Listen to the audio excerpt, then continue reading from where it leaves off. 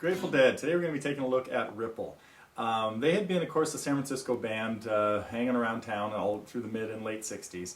Put out a few albums, some of which were a little bit unfocused and kind of out of, some jamming type things. You know, they were pretty loose back in those days. Well, they made a few albums for Warner Brothers Records, 3 to be exact, and a few live albums, some of which got even stranger, even more loose. And Warner Brothers kind of put the pressure on, and they said, hey, unless you guys come up with some songs that are maybe radio friendly or things like that, we need better sales.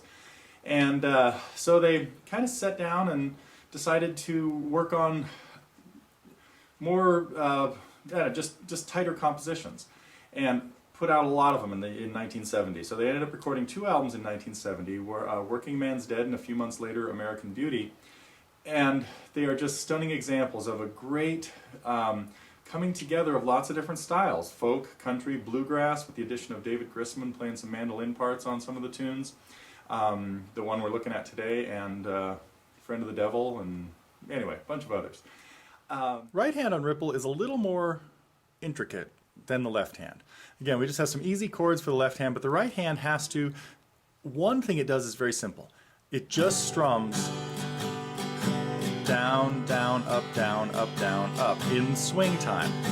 Now, a lot of times with a strum like this, you might separate the downs into ones that are more heavily dominating of the bass.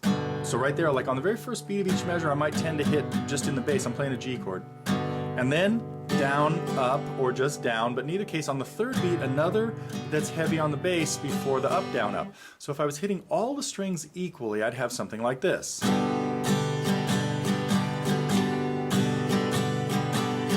But what I'd rather have to break it up a little bit is something more like this.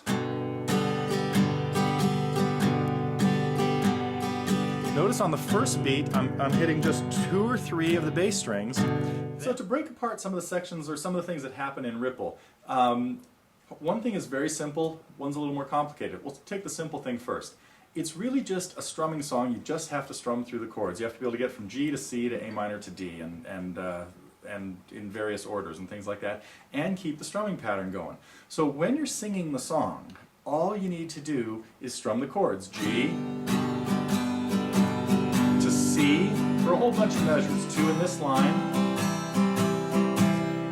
and 3 in the next line, I think. Yeah.